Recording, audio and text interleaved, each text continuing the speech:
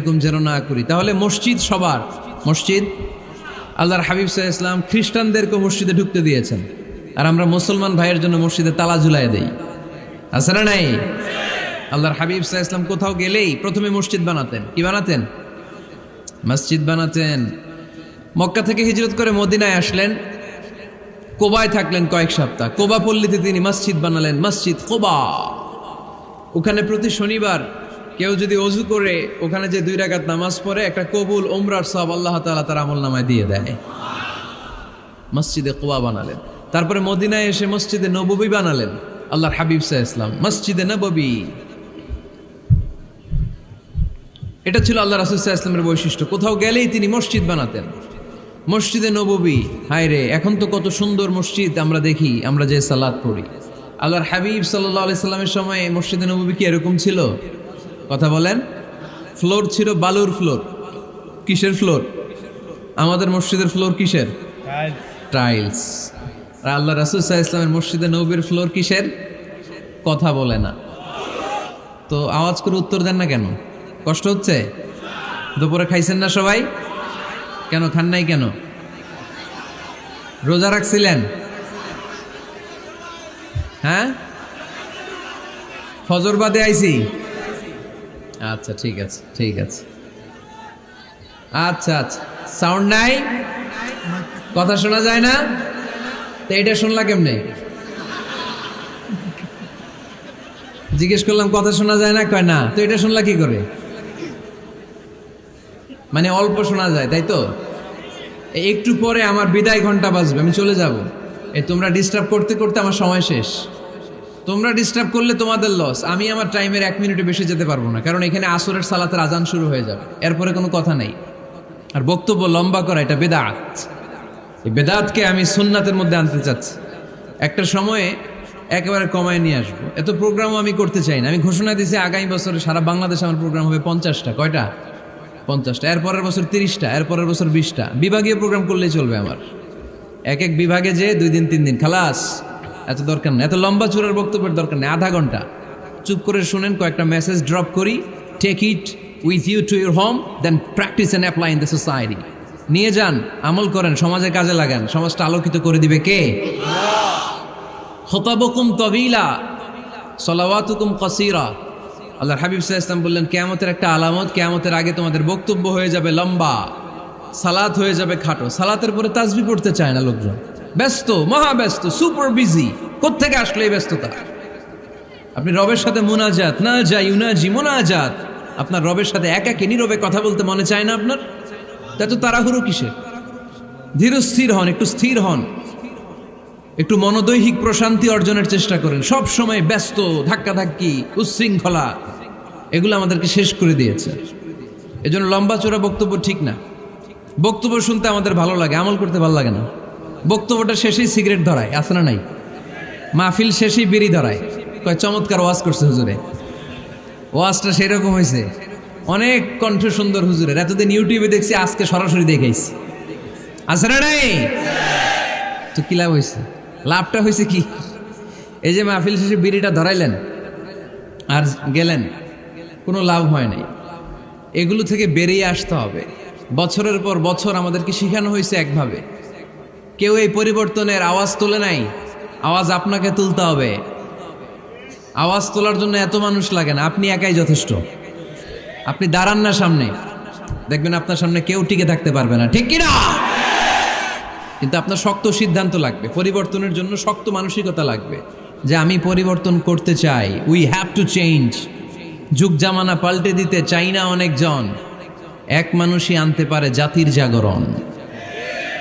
এক মানুষই বিপদকালে বাঁচায় কাফেলায়, ক্ষুদ্র ডিঙ্গি বাঁচায় জাহাজ অসীম দরিয়ায়। এজন্য আপনার শক্ত সিদ্ধান্ত পারে আপনার মৌলভীবাজারটাকে দেশের শ্রেষ্ঠ জেলা, শ্রেষ্ঠ থানা হিসেবে আল্লাহর কাছে কবুল করতে, ঠিক কিনা?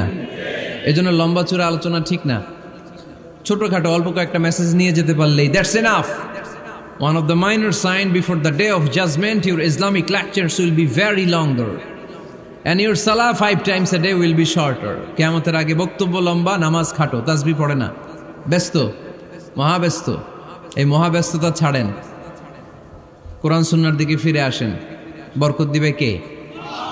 বিশ্বনবীর মসজিদে নববীর ফ্লোর বালুর ফ্লোর ছিল, আমাদের ফ্লোর টাইলস। আল্লাহর হাবিব সাল্লাল্লাহু আলাইহি ওয়াসাল্লামের মসজিদে বালি নিচে, এই বালিতেই নামাজ পড়তেন। বৃষ্টি হলে কাদামাটি হয়ে যেত, কাদামাটিতেই সেজদা করতেন। সেজদা করলে কাদার মাটি আল্লাহর হাবিব সাল্লাল্লাহু আলাইহি ওয়াসাল্লামের নাকে আর কপালে লেগে যেত। তিনি সালাম ফিরিয়ে সাহাবাদের দিকে মুখ ফিরিয়ে বসলে দেখতেন প্রতিটা সাহাবীর নাকে আর কপালে কাদার মাটি মিশে আছে। তার মানে প্রিয় নবী সাল্লাল্লাহু আলাইহি ওয়াসাল্লামের মসজিদে নববী ছিল কাঁচা, কিন্তু মুসল্লি ছিল পাকা। আমাদের মসজিদগুলা হয়েছে পাকা, কিন্তু মুসল্লি কাঁচা, ঠিক কিনা? ফজরের সালাতে মানুষ নাই। ইমাম সাহেব আছেন কে কে এলাকায়? দেখি ইমাম, মসজিদের ইমাম, মাশাআল্লাহ। আপনাদের এইখানে ওই মসজিদে ফজরের নামাজে কয় কাতার হয়? 5 জন 6 জন? কেনে এত কম? কেনে? হ্যাঁ, আসে না, আসতে চায় না লোকজন। তো এই যে 5-6 জন ফজরের সালাতে, কল্পনা করতে পারেন ফজরের সালাতে এত কম লোক? ফজর এটা একটা মহামারী। যেদিন ফজরের জামাতের দৃশ্য আর জুমার নামাজের দৃশ্য একরকম হয়ে যাবে, ওই দিনই বাংলাদেশে ইসলাম কায়েম হয়ে যাবে। এখন স্লোগান তুলে বিপ্লব বিপ্লব, ইসলামী বিপ্লব। আর ফজরের সময় আমি কম্বলের ভিতরে, আছে না নাই? কোনো বিপ্লব হবে না। ফজরের নামাজ জামাতে পড়ুন, সকালটারে বরকতময় করে দিবে কে? আল্লাহর হাবিব সাল্লাল্লাহু আলাইহি ওয়াসাল্লামের মসজিদ ছিল সবার জন্য উন্মুক্ত, এখানে সবাই আসতে পারতো। এজন্য মসজিদ হবে সবার। আমরা মসজিদের আবাদকারী হতে চাই।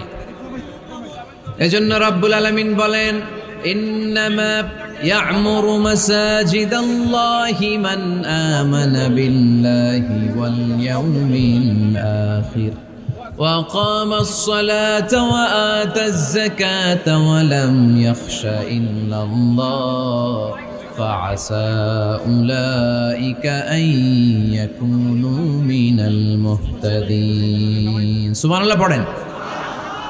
রব্বুল আলামিন বললেন মসজিদের আবাদকারী হবে তারা যারা আল্লাহর প্রতি ঈমান আনে, আখিরাতের প্রতি ঈমান আনে, যারা সালাত কায়েম করে, যারা যাকাত আদায় করে, যারা দুনিয়ার কাউকে ভয় পায় না, ভয় পায় একজনকে। চিল্লায় বলেন তিনি কে? যাদের হৃদয়ে আছে আল্লাহর ভয়, তারা কবু পথ ভুলে যায় না। আল্লাহর প্রেম ছাড়া এই দুনিয়া কারো কাছে কোনো কিছু চায় না, ঠিক কিনা? তাহলে যারা মসজিদের আবাদকারী এরা ভয় পায় একজনকে, চিল্লায় বলেন তিনি কে? মসজিদের আবাদকারীদের প্রথম গুণ, তারা আল্লাহ বিশ্বাস করে, তারা আখিরাতে বিশ্বাস করে, তারা সালাত কায়েম করে, তারা যাকাত আদায় করে, তারা আল্লাহ ছাড়া পৃথিবীর কাউরে ভয় পায় না। আল্লাহ বলেন ইয়াকুনু মিনাল মুহতাদিন, আশা করা যায় তারাই হলো হেদায়েতের রাস্তার উপরে আছে, ঠিক কি না? তারাই মসজিদের আবাদকারী, যারা মসজিদে যায়, সালাত আদায় করে। এখন মসজিদের আবাদকারী আপনি হতে চান, আপনি মসজিদে যান না, আপনি আবাদকারী হতে পারবেন? মসজিদের অনেক সভাপতি আছে মসজিদে যায় না, আছে না নাই? মৌলভীবাজারে এই সমস্যা বোধহয় নাই। মসজিদের সেক্রেটারি মসজিদে যায় না, আছে না নাই? তাহলে হইল, এটা হইল, এটা মেনে নেওয়া যায়?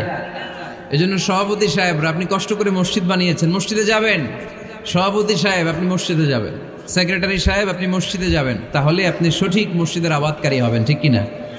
আমরা মসজিদের আবাদকারী হতে চাই ইনশাআল্লাহ। পড়েন উমরানুল মাসাজিদ। মসজিদের আবাদ কি করে করতে হয়? মসজিদ আবাদ করার 1 নাম্বার মাধ্যম হচ্ছে মসজিদ নির্মাণ করা। কি করা? নির্মাণ করা। খেয়াল করবেন, আল্লাহর হাবিব সাল্লাল্লাহু আলাইহি ওয়াসাল্লাম বলেছেন, মান বানা মসজিদান মিন মালিহি ফিদ দুনিয়া বানাল্লাহু লাহু বাইতান ফিল জান্নাহ। যে ব্যক্তি নিজের পকেটের টাকা খরচ করে দুনিয়াতে মসজিদ বানায়, আল্লাহ তাআলা তার জন্য জান্নাতে ঘর বানায়। 60টা জিনিস মানুষ মরে যাওয়ার পরে তার কবরে পৌঁছতে থাকে। ইন্না মিম্মা ইয়ালহাকুল মুমিন মিন হাসানাতিহি বা'দা মাউতিহি। মানুষ মরে যাওয়ার পরেও যে 60টা জিনিস তার কবরে পৌঁছায়, তার মধ্যে একটা হচ্ছে মসজিদান বানাহু। সে যে মসজিদ বানিয়ে গিয়েছে, ওই মসজিদের সওয়াব। আপনি টাকা দিয়ে মসজিদ বানিয়ে দিলেন, ওই মসজিদে মুসল্লিরা নামাজ পড়ে, রোজাদাররা এসে ওখানে ইফতার খায়, তাহাজ্জুদ আদায়কারীরা তাহাজ্জুদ পড়ে, তাদের সওয়াবের কমতি হবে না, কিন্তু তাদের সওয়াবের একটা পার্সেন্টেজ সওয়াব যে ব্যক্তি মসজিদ বানালো তার আমলনামায় আল্লাহ ঢুকিয়ে দেয়। এজন্য বেশি বেশি মসজিদ বানাতে রাজি আছেন তো? তাহলে মসজিদ আবাদ করার প্রথম মাধ্যম হচ্ছে মসজিদ বানানো। 2 নম্বর মাধ্যম হচ্ছে মসজিদে যেয়ে জামাতে সালাত আদায় করা। জামাতে সালাতুল জামাআ তাফদুলু সালাতাল ফাযযি বি27 দারাজা।